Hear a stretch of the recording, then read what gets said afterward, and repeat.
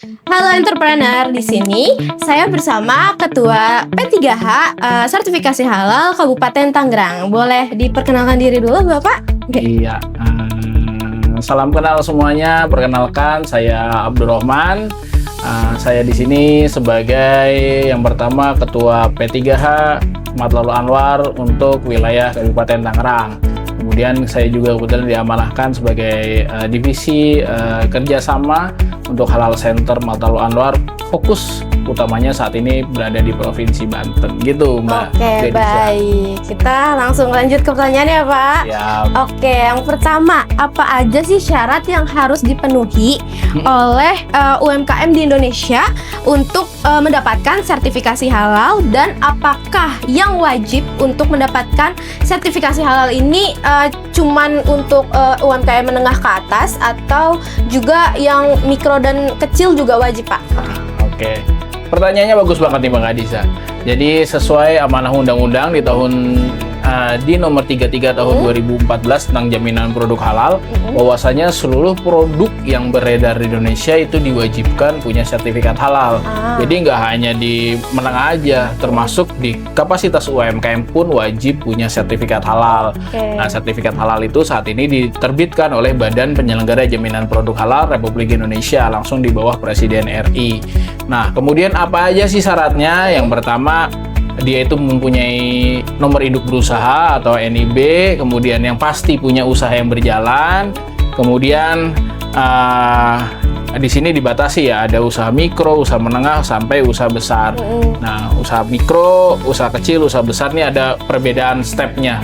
Di usaha mikro ini pemerintah bisa memfasilitasi secara gratis, gitu Mbak. Oh, jadi ada syarat nih kalau mau di gratis nih, ada syarat levelnya gitu. Betul. Berapa tuh tadi, gimana Jadi, indikatornya?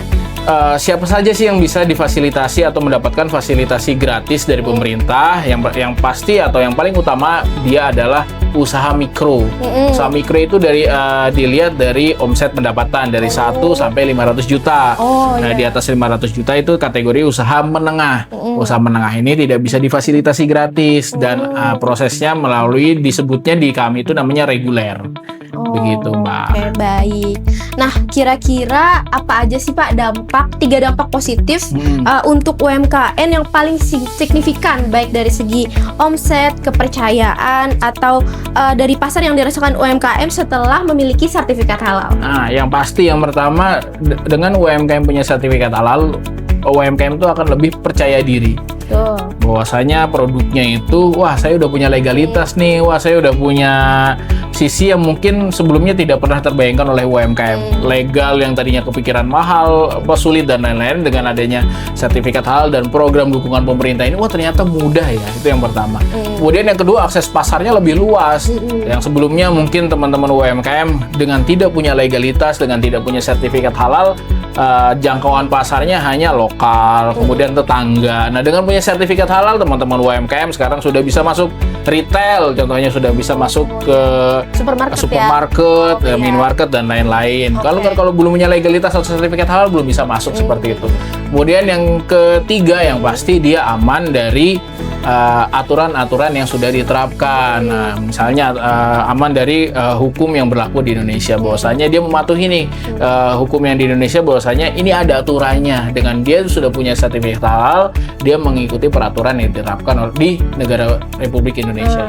Oke, berarti yang pertama tadi ada bisa lebih percaya diri ya. Betul. Yang kedua lebih luas jangkauannya. Jangkauan pasar, bisa masuk kemana aja.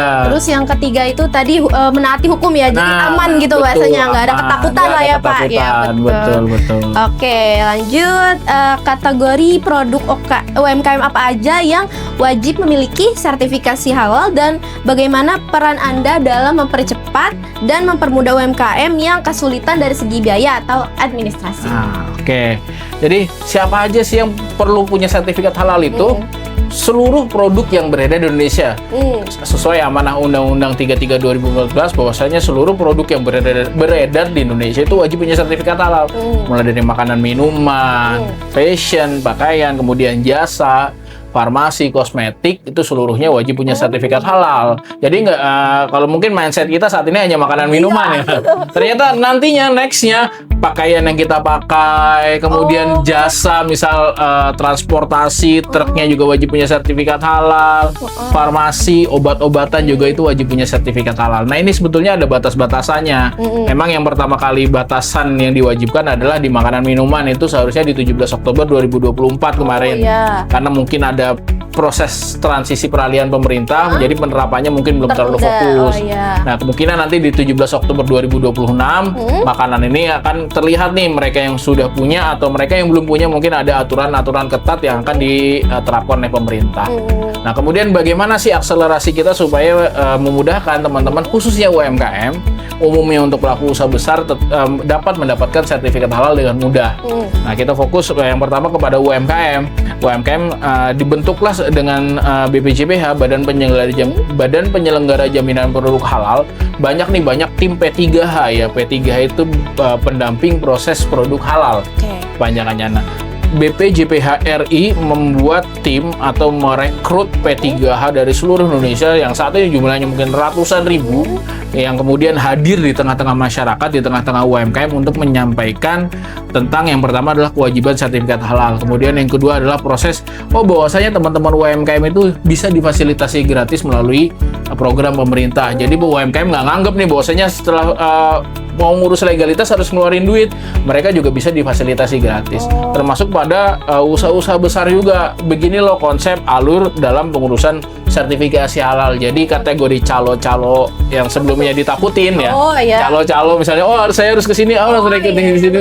Jadi membuat bengkak biaya itu juga bisa diminimalisir dengan ditunjuknya banyaknya petugas yang diturunkan ke lapangan.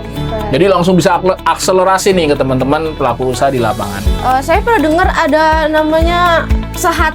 Nah, SEHAT itu kepanjangannya adalah sertifikat halal gratis. Gimana tuh prosesnya tuh? Sertifikat halal gratis ini ditujukan untuk teman-teman UMK. Usaha mikro kecil, tidak M-nya, menengahnya tidak bisa difasilitasi. Jadi UMK, usaha mikro kecil. Nah, SEHATI itu adalah program yang dibuat oleh Badan Penyelenggara Jaminan Produk Halal untuk memfasilitasi teman-teman UMKM.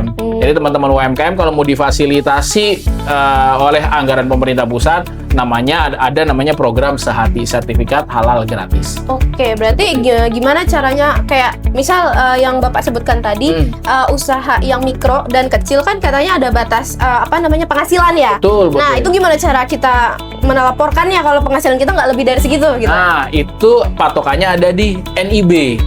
Jadi gitu. di NIB itu kelasnya ada di industri kecil, menengah tinggi, menengah besar.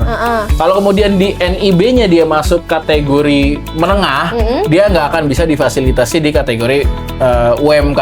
Itu standar yang pertama. Standar yang kedua, tetap patokannya di NIB. Standar yang kedua, si UMK ini berbentuk corporate atau perusahaan.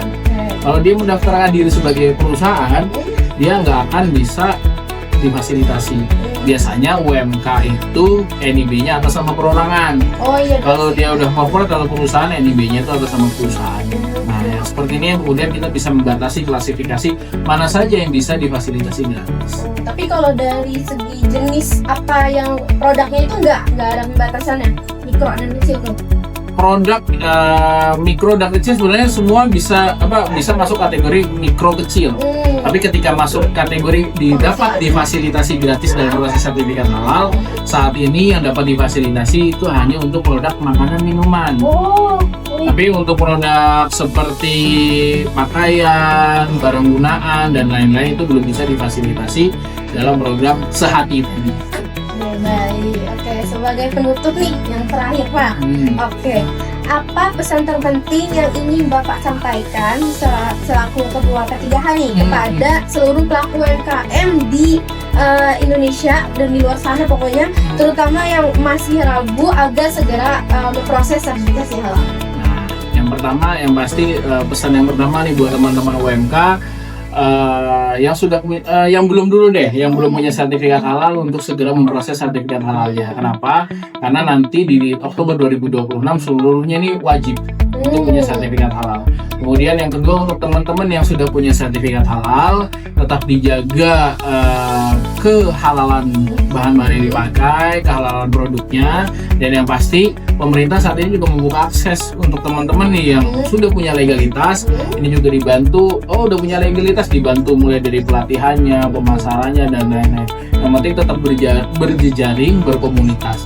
UMKM jangan jalan sendiri, kalau jalan sendiri capek. Nah, ketika udah punya legalitas, kita berkomunitas, kemudian berjejaring, maka manfaatkanlah legalitas itu sebagai akses pasar yang lebih luas. Oke, jadi deadline-nya nih 17 Oktober 2026. Ya, oke.